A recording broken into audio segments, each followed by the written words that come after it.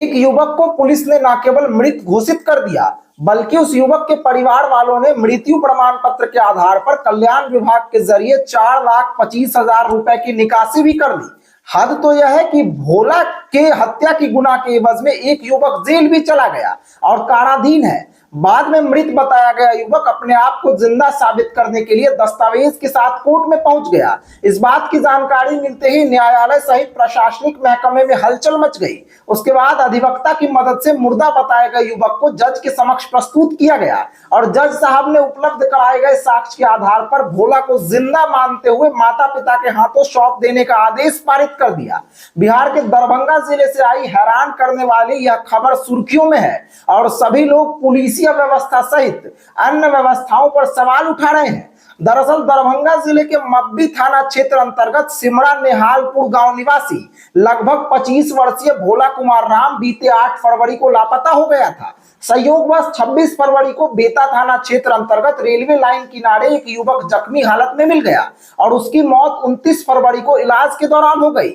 उसके बाद परिजनों ने प्रशासन के विरुद्ध लापरवाही का आरोप लगाते हुए न केवल सड़क जाम कर हंगामा किया बल्कि सबका अंतिम संस्कार भी कर दिया। हद तो यह है कि उस युवक के परिवार वालों ने मृत्यु प्रमाण पत्र के आधार पर कल्याण विभाग के जरिए 4,25,000 रुपए की निकासी भी कर दी। इस मामले में गुरुवार को नाटकीय मोड़ तब आ गया जब मब्बी थाना कांड संख्या 2225 के सूचक जगदेव राम के लगभग 17 वर्षीय पुत्र धीरज कुमार अपने मृत बताए गए भाई को साथ लेकर SC/ST के विशेष न्यायाधीश की अदालत में आवेदन समर्पित किया कि उसके जिस भाई भोला कुमार राम को पुलिस ने मृत घोषित कर दिया था वह जिंदा है। उसके बाद वकील की मदद से मृत बताए गए भोला कुमार राम को जज के समक्ष प्रस्तुत किया गया।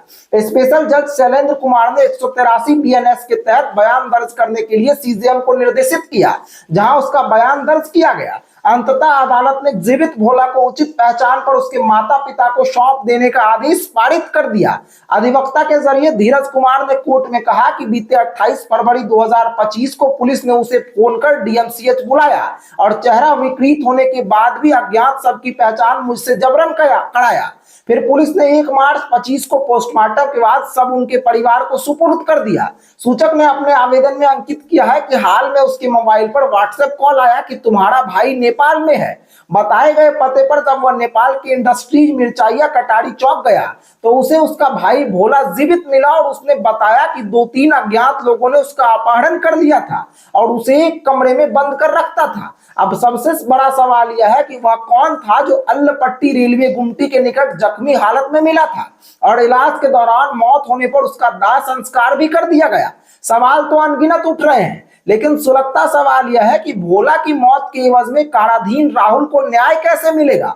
बहरहाल इस पूरे मामले की गुत्थी सुलझाना पुलिस के लिए भी इसलिए आसान नहीं होगा क्योंकि मृतक को जीवित रूप में प्राथमिकी के सूचक ने कोर्ट में प्रस्तुत कर हत्या की इस कहानी को स्वयं झुठला दिया है। इसके अतिरिक्त राज्य कोष से कथित मृतक की हत्या के एवज में 4,25,000 रुपए की वसूली आखिर किससे और कैसे होगी।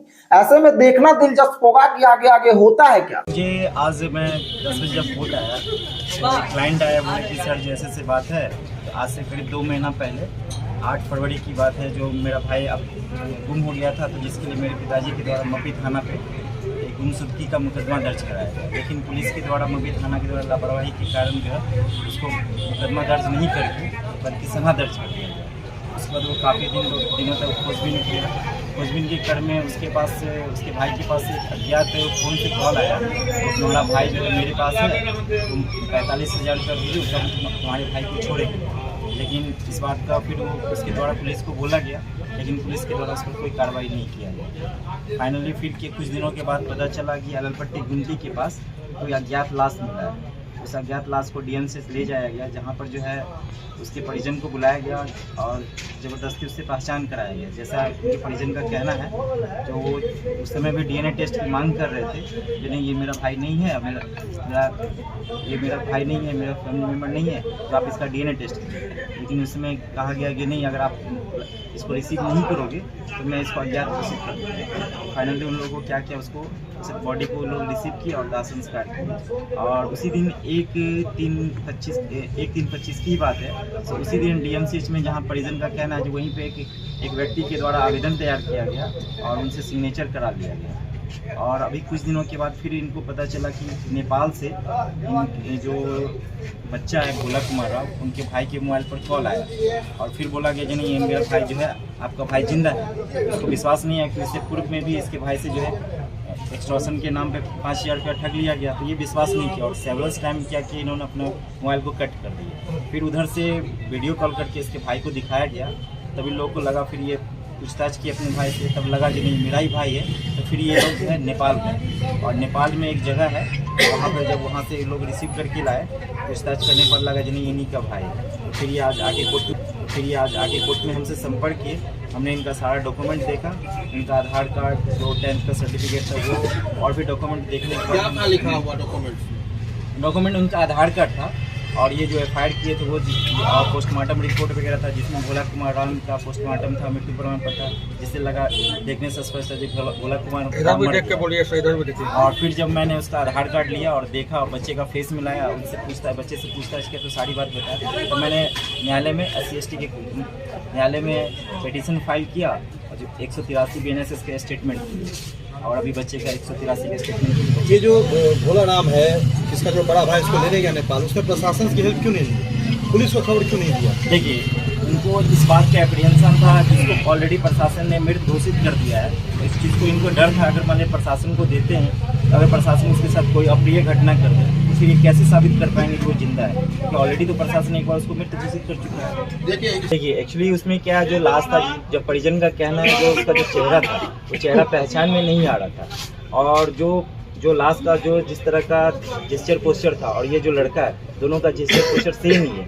और उसके बाद परिवार वाले बार बार बोल रहे थे नहीं बच्चे का DNA टेस्ट कराइए, मेरा भाई नहीं है, लेकिन प्रशासन ने DNA टेस्ट नहीं कराया और उनको जबरदस्ती। अच्छा, किस तरह का केस हो सकता है इसमें, अगर जैसे मृत व्यक्ति जिंदा पाया गया इसमें? देखिए, इसमें प्रशासन की लापरवाही है। कार्रवाई क्या हो सकती है कोर्ट के द्वारा? कोर्ट के द्वारा प्रशासन पे कार्रवाई किया जाएगा। जो आपके द्वारा गलत व्यक्ति का जो आप लाश यहाँ पे कर दिए, आप उस व्यक्ति के बारे में सोचिए, जो आखिर किसी न किसी का तो पोस्टमार्टम हुआ है, प्रशासन ने डिले करे, प्रशासन को इस बात का जांच करना चाहिए आखिर वो बच्चा कौन है।